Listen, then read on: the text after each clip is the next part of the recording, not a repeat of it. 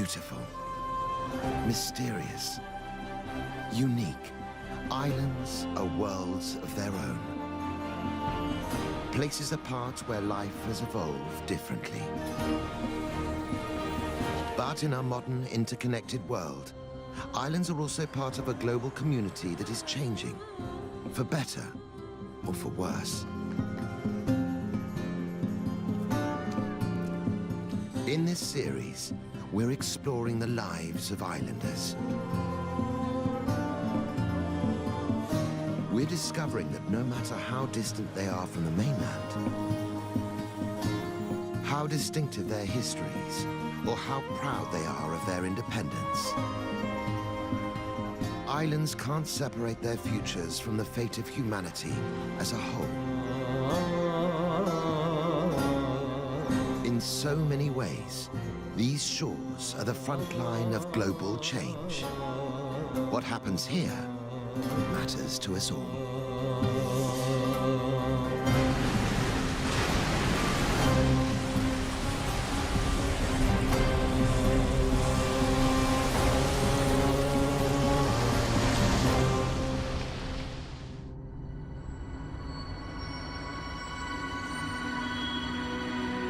Sitting in the eastern Mediterranean is the beautiful island of Cyprus.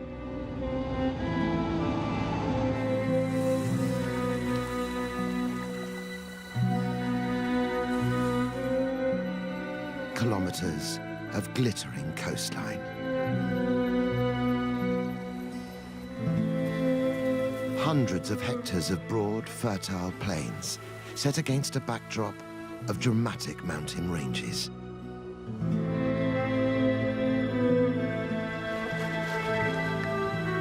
For visitor and resident, this could be paradise. But if Cyprus has been blessed by its geography, many would say it's been cursed by its location.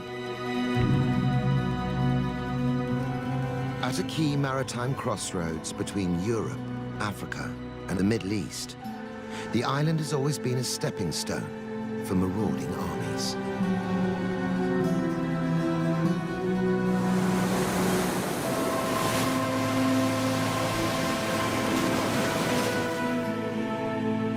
Each time, the people of Cyprus have been caught in the swell, forced to change their identity, pledge new allegiances.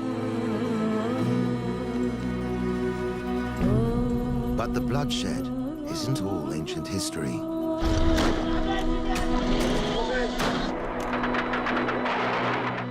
In 1974, the battle lines were drawn again.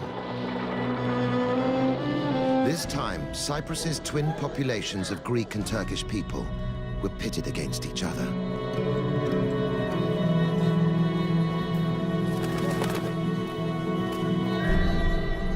The violence left deep scars on the landscape of the island and the psyche of the islanders. Today, Cyprus is divided. North against South, Muslim against Orthodox, Turkish against Greek. But there are those who aspire to a new future, where Cyprus can be whole once more. Can they bring harmony to a divided island?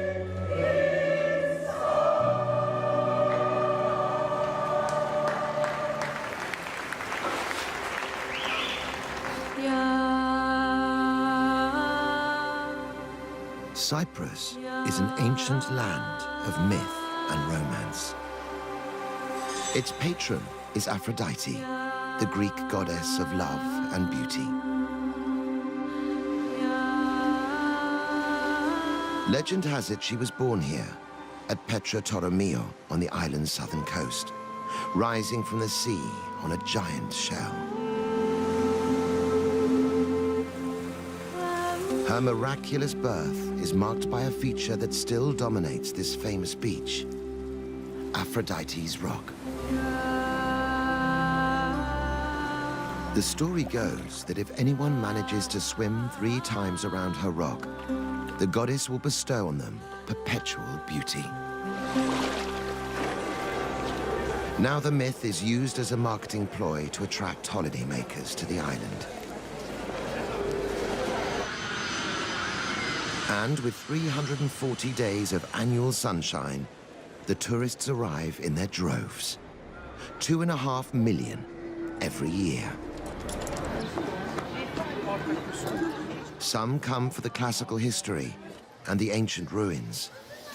Others for an entirely different experience.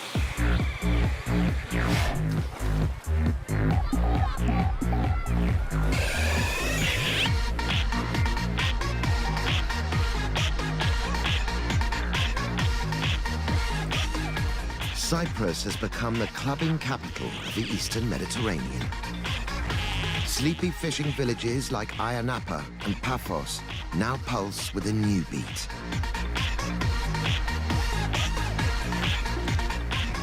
But the island's appeal to the beautiful people is nothing new.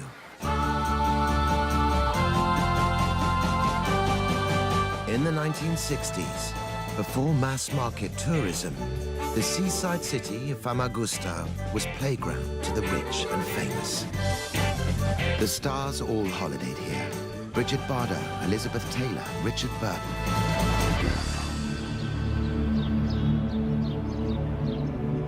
But in 1974, the golden days came to an abrupt end.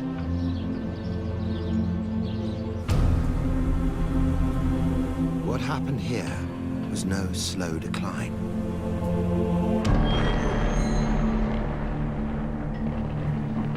It was a sudden and bloody conflict. When a Greek military coup tried to unite Cyprus with Greece, Famagusta was caught in the crossfire.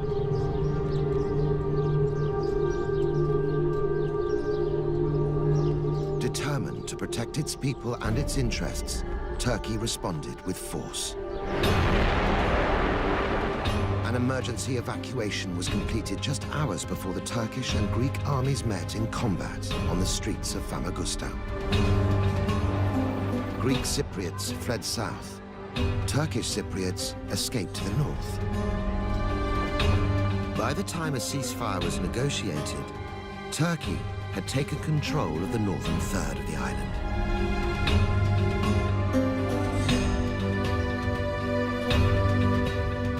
The United Nations set up a buffer zone between the two sides. Known as the Green Line, it's now a permanent divide across the whole island. To the south, the Republic of Cyprus is Greek Cypriot. It's part of the European Union and is recognized internationally. To the north is the Turkish Republic of Northern Cyprus. No country except Turkey recognizes its sovereignty. Famagusta is now part of the Turkish north. Today, it's not the city's beaches, but the buffer zone itself that attracts visitors. They gaze from a distance at buildings abandoned since the conflict. The old tourist quarter, trapped in the no man's land that cuts Cyprus in two. These signs of sudden departure still lie untouched. 4 decades later, there is little hope that the residents might return to take up their interrupted lives. Greek Cypriot farmer Andreas Hadziaros is one of those who's been displaced. His home village of Achna is trapped in the buffer zone, a mirage in the distance. Just 16 when the conflict erupted, Andreas remembers leaving everything when the Turkish army invaded.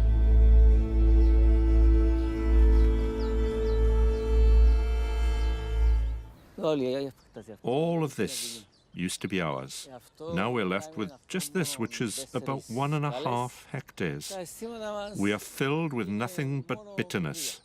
What else can you feel?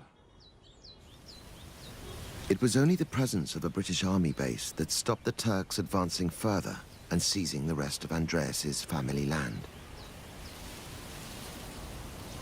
Today, Achna lies abandoned and empty. Andreas can only watch from the safety of the Greek south as Turkish soldiers stand guard on the roof of his church. It's a daily reminder of the rift that now divides Cyprus. A rift that pushes the question of national identity to the heart of everyone's lives. Cyprus is a small country. There are no Cypriot people. We are Greek. And now there are also Turks in Cyprus. But there's no such thing as a Cypriot national.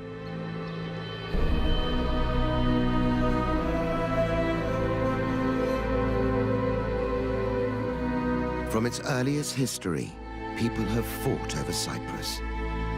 Seafaring nations prized the island for its fertile land and strategic location.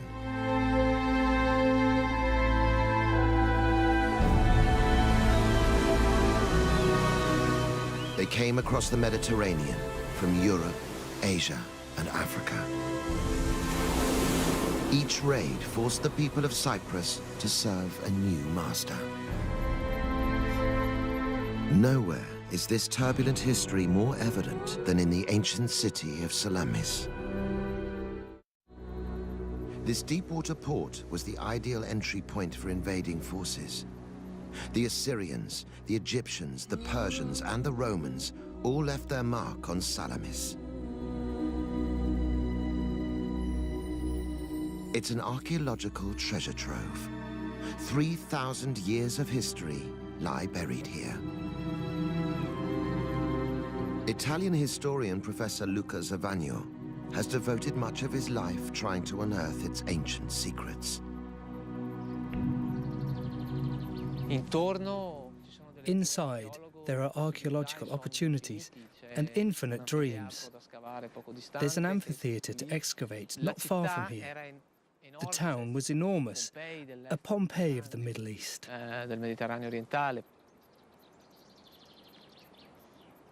But the present-day conflict in Cyprus runs so deep that even ancient history has become a political issue. Because of its location in the Turkish north, archaeological excavations at Salamis are banned by an international embargo. It's hard to believe, and harder for Professor Zavagno to accept, that this city's incredible history cannot be unearthed.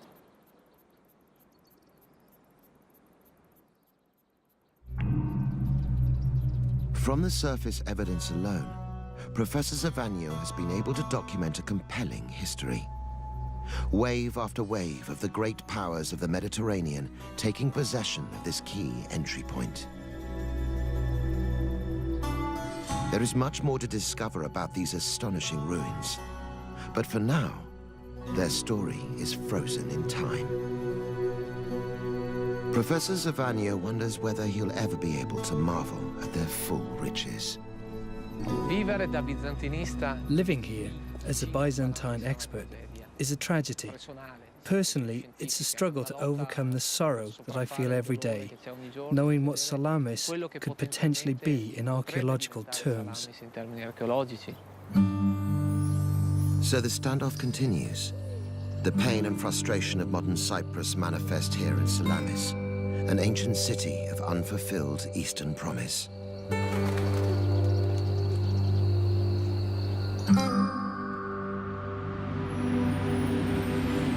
The divisions that have torn Cyprus apart go right to the heart of the island's capital. The Green Line runs through Nicosia, the last divided capital in the world.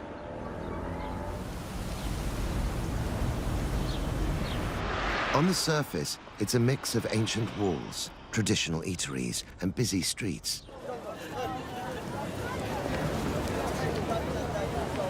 But you don't have to look far to find the scars of division.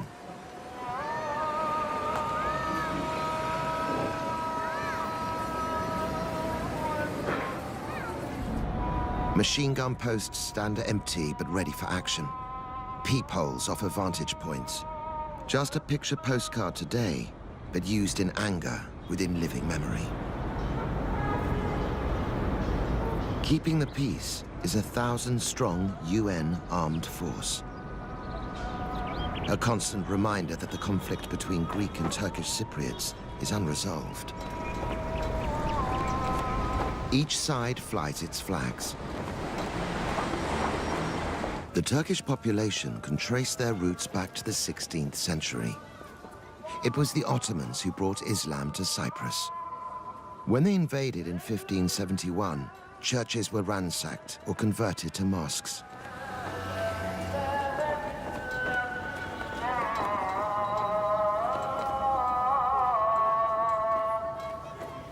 By contrast, the southern half of Nicosia is home to the Christian Greek Cypriots.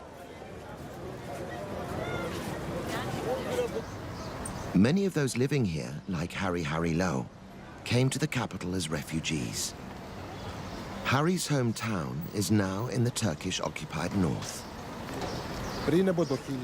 Before 1974, I was living with my family in the small town of Morfu.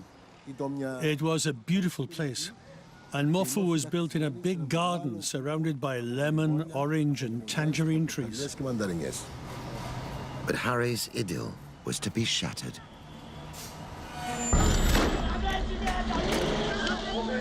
Since the 1960s, tensions between the Greek and Turkish Cypriot communities had often erupted into violence.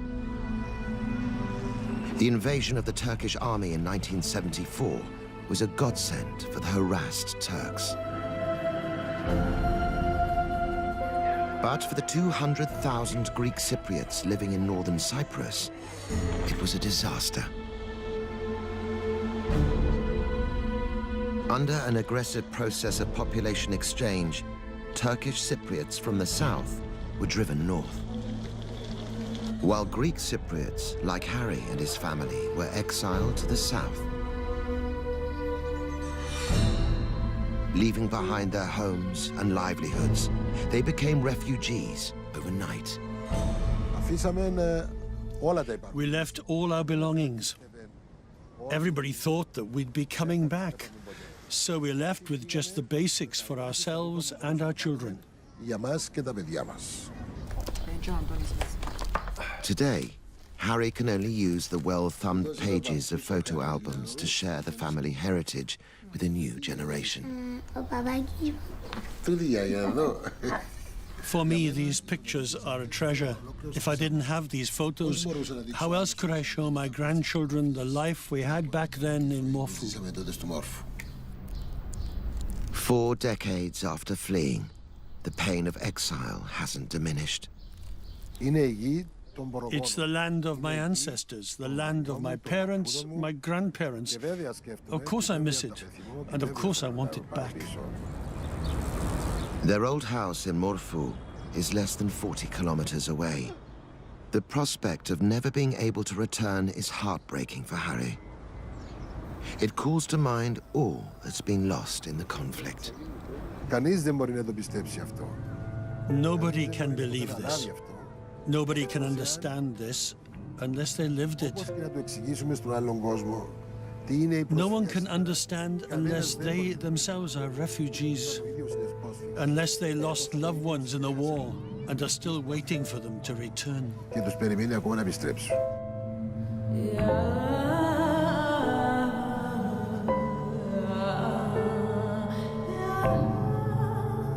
More than 2,000 people are officially registered as missing in the conflict.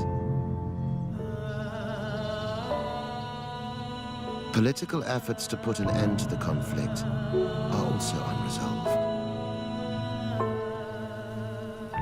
Greek Cypriot presidents, from the iconic Archbishop Makarios in the 1970s to the more modern leaders, have failed to find a way forward.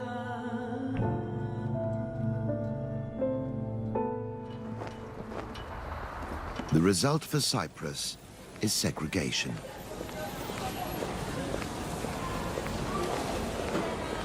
Two peoples living on opposite sides of a border, isolated by their differences.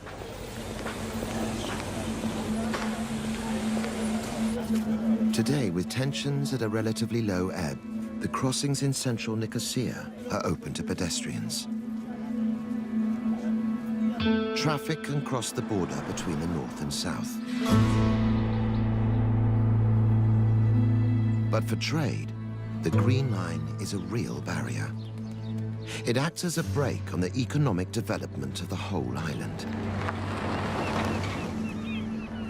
The Greek South, with its membership of the European community, is able to trade freely with the rest of the world. But it's much tougher to sell to the north. For businesses there, the effects are much worse.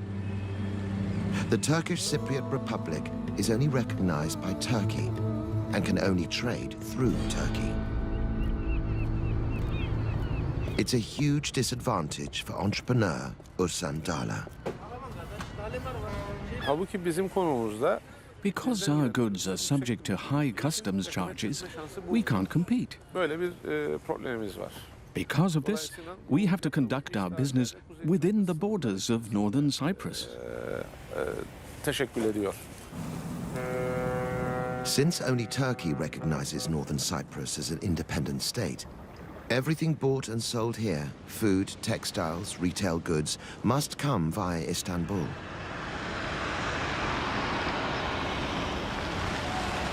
Even the post has to pass through Turkey first. Marketing to the rest of Cyprus is just as problematic. Ursan has made repeated efforts to get his products onto retail shelves in the south. Even talks brokered by the United Nations have failed to get the goods moving. Mal veremedik. The reason, as I understand it, is that supermarkets in the south are not prepared to put any goods produced in the Turkish north on their shelves, as they believe it will provoke a reaction from their customers. Toplayabilirler diye düşünüyorlar. Prejudice or patriotism. The attitude of retailers, coupled with the restrictions on international trade, leave this Turkish Cypriot businessman angry and frustrated. But the economic divisions are a sign of a much deeper divide, one that goes to the very soul of Cypriots.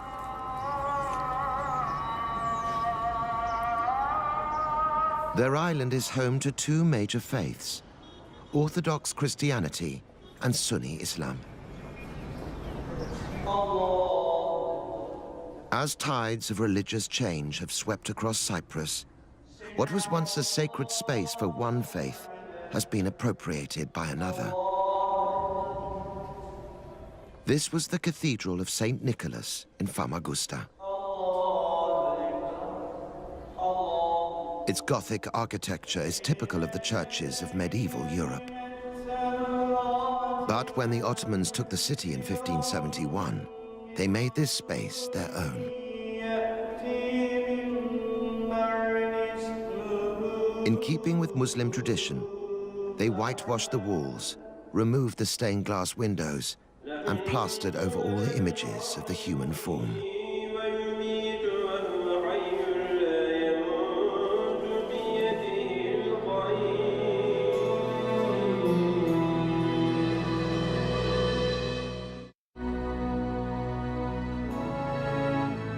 By contrast, Greek Orthodox churches are elaborately decorated and highly ornate.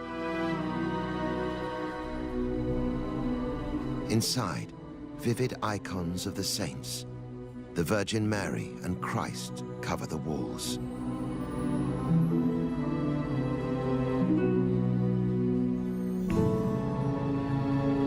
The Orthodox religion is central to Greek Cypriot national identity.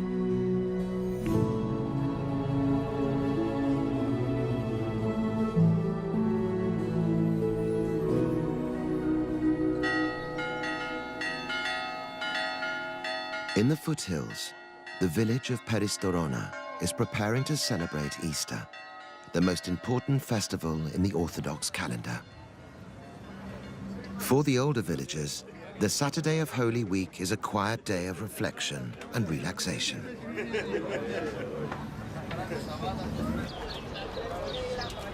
But for the young men, this is no time to switch off. The night before Easter calls for maximum vigilance. Weeks of painstaking effort are at risk.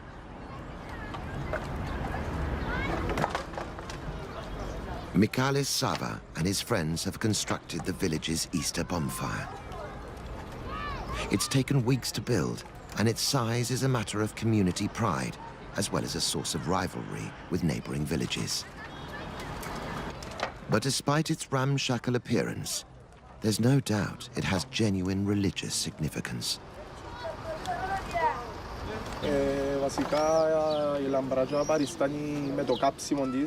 As you can see, on top of the bonfire there is an effigy of Judas, who betrayed Jesus.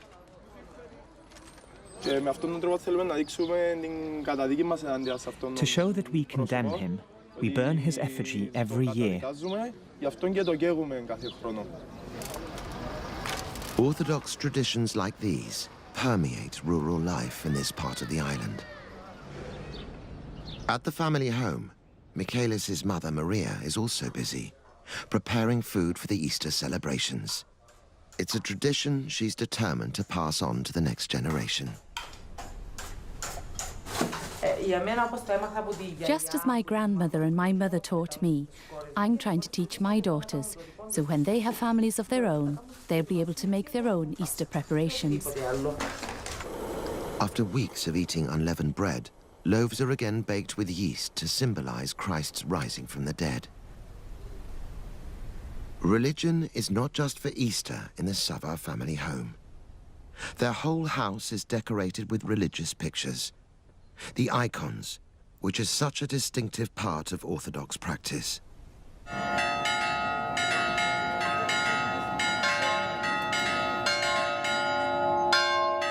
But tonight, for the most important occasion in the Orthodox Christian year, the Sava family will worship at the local church.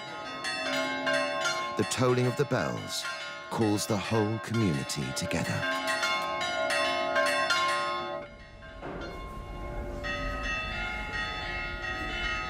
Some of the older villagers prepare by kissing religious icons and relics. It's a sign of honor and respect.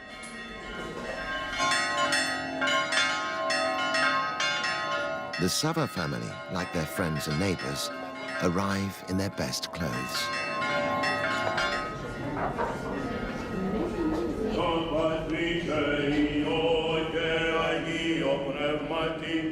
The liturgy dramatizes the events of the very first Easter, when Christians believe Jesus rose from the dead.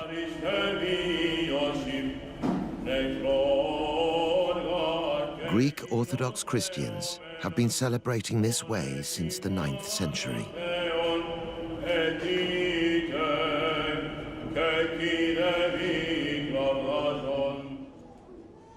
Just before midnight, all the lights are extinguished as the faithful wait for the moment of Christ's resurrection.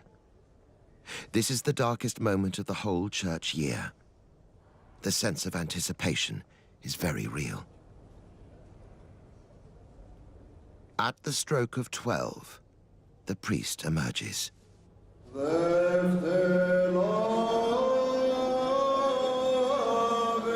He proclaims, "Come and take the light."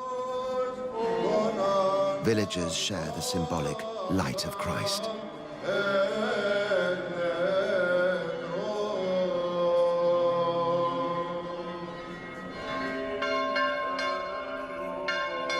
The procession outside represents the journey of Mary Magdalene and Mary, the mother of Jesus, to his tomb on the first Easter morning.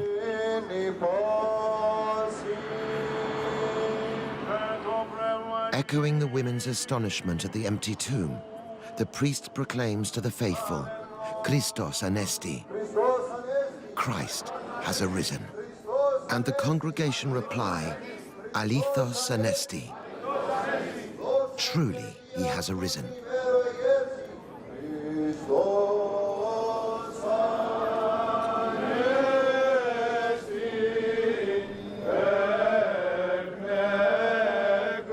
Behind the church, the young men finally get to see their weeks of work go up in smoke. Michaelis stands with his father. Easter is about family as well as sacred ritual. Scenes like this are repeated across the Greek Cypriot south. It's a tradition they'll seek to protect, whatever the future of their divided island.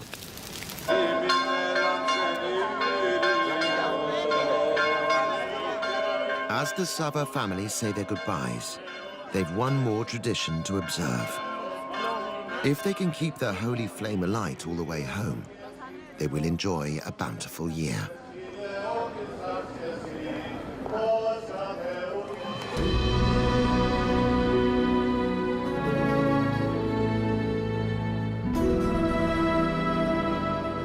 But there is one passion that unites Orthodox Christians with their Muslim neighbors: a deep love of their landscape.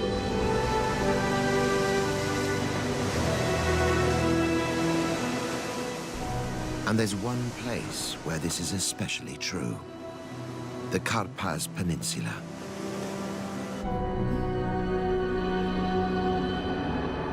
Known as the Panhandle, this extension of land juts out for more than 80 kilometers from the Turkish-dominated northeast of the island.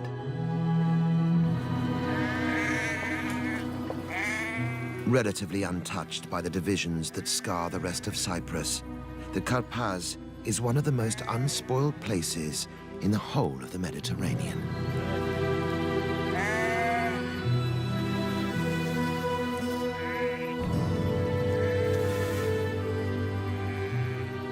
It's also home to a unique community.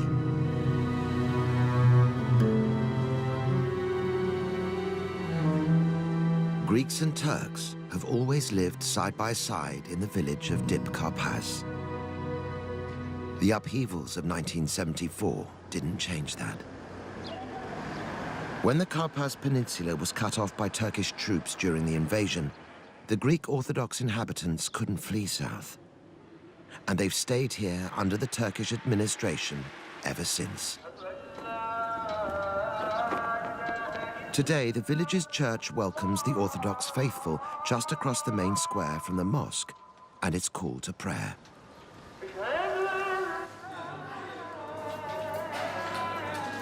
The Greek coffee shop looks across the street to its Turkish neighbor. They're used indiscriminately by both groups.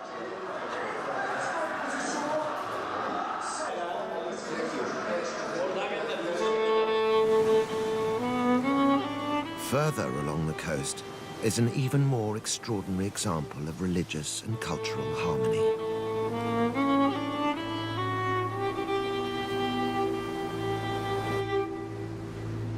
This crumbling monastery was once known across the world as the Lourdes of Cyprus for its miraculous healing powers. Dedicated to St. Andrew after he performed a miracle here, it's a cherished holy place for both Greek and Turkish Cypriots. Pilgrims of all faiths come here to pray side by side.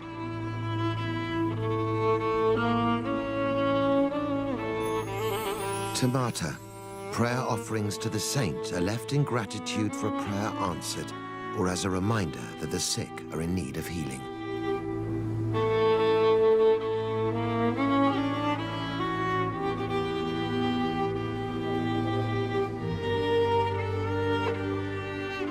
This is holy ground. But it's no miracle that the surrounding countryside is so fertile. Underneath the Panhandle, there are bountiful reserves of subterranean water. This keeps the Karpaz lush and green through the hot summer months, when the rest of the island is baked dry.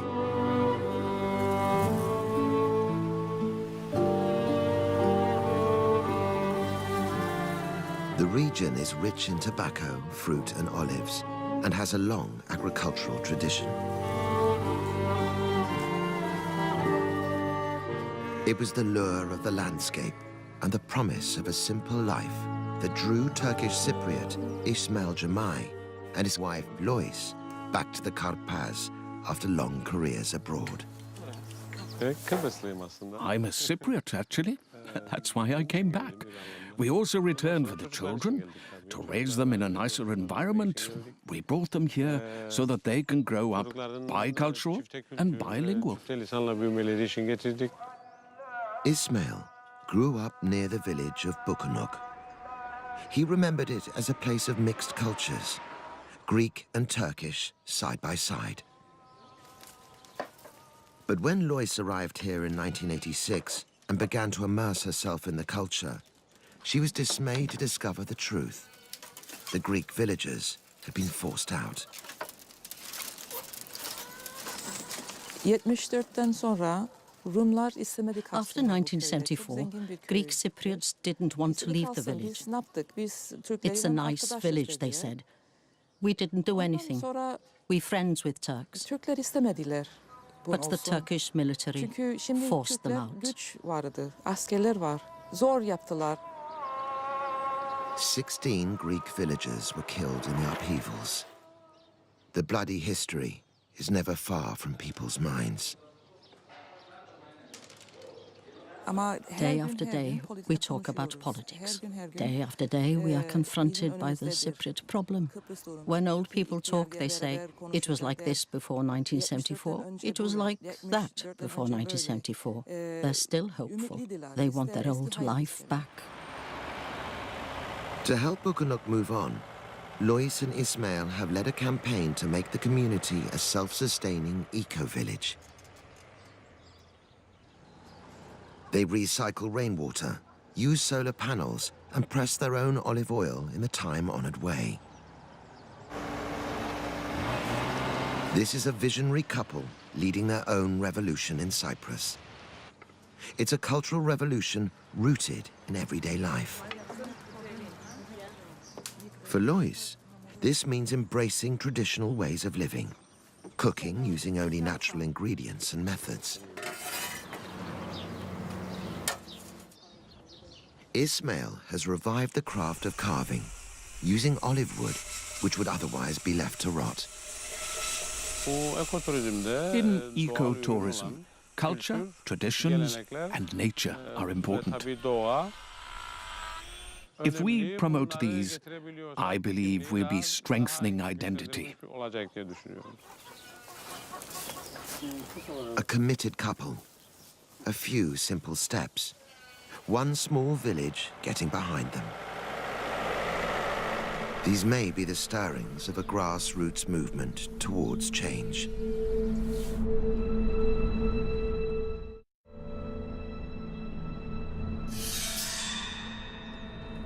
Back in the divided capital of Nicosia, the barriers to progress haven't shifted. But even here, there are signs of people reaching out to bridge the gap. And it's happening on the no man's land designed to keep the two sides apart.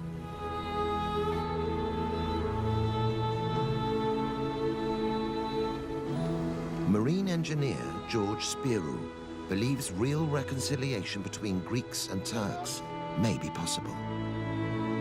In 1997, he co-founded the Bi-Communal Choir for Peace. It's a 50-strong group of Greek and Turkish Cypriots. They rehearse here at the Ledra Palace Hotel, symbolically situated in the UN buffer zone between North and South. It was here that the UN administered the exchange of prisoners between the two communities in 1974.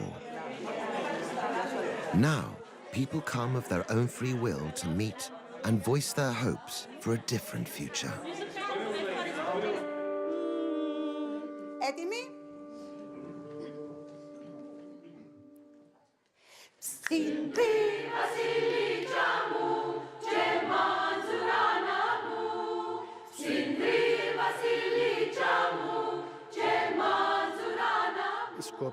The purpose of the choir was to unite the two communities by means of their common cultural values and to use music to spread the message of love, peace and togetherness.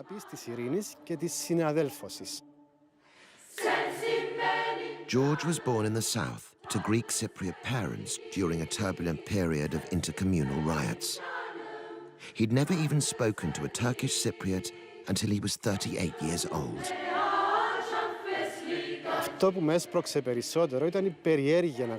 What inspired me was my curiosity to meet my compatriots. to find out who these people are. What do they look like? What do they say? What ideas do they have? What are they thinking?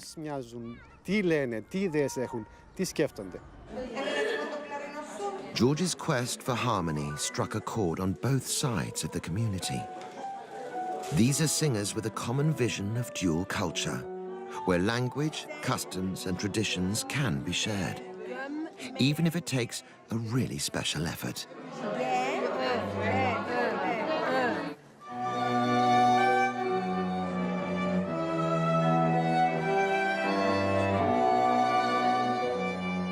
Songs from both cultures are featured, and the choir is led by two conductors, one from each tradition.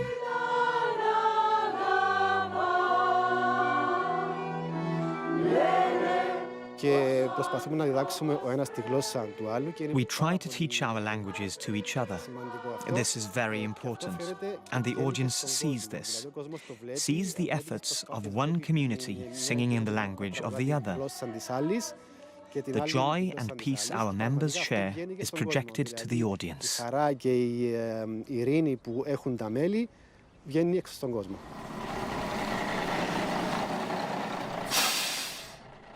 Tonight the choir have come to the village of Athienu, a small Greek Cypriot enclave surrounded by Turkish-held land. The concert commemorates the lives of two friends, a Greek Cypriot and a Turkish Cypriot, who were assassinated because of their work for peace between the two communities.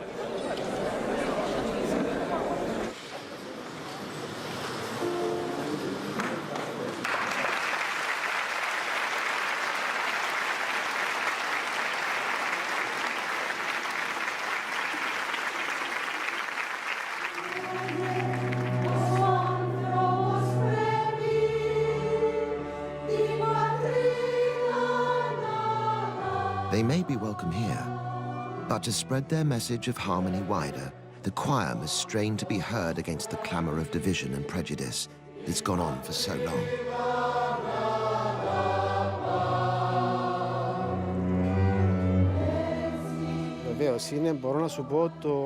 Of course, it's the biggest problem. It's something we think of almost every day, and have done so for 36 years.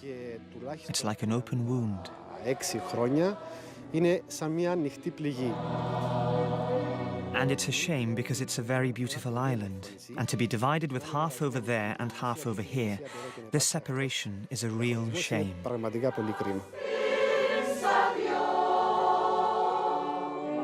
All of us, Greek Cypriots and Turkish Cypriots together, could make Cyprus a paradise.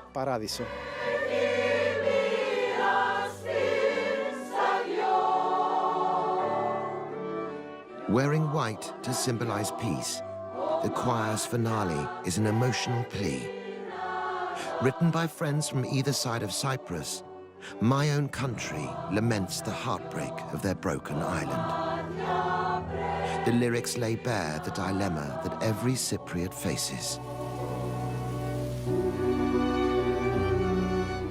They say that everyone should love his country. This is what my father always says. But my own country has been divided into two parts. Which should I love? The question echoes from one end of Cyprus to the other. All over this island, north and south, Muslim and Orthodox, Turkish and Greek. There are people who long for a time when the love of one's country no longer means choosing between one side and another. Their voices are being raised, but their waiting is not over yet.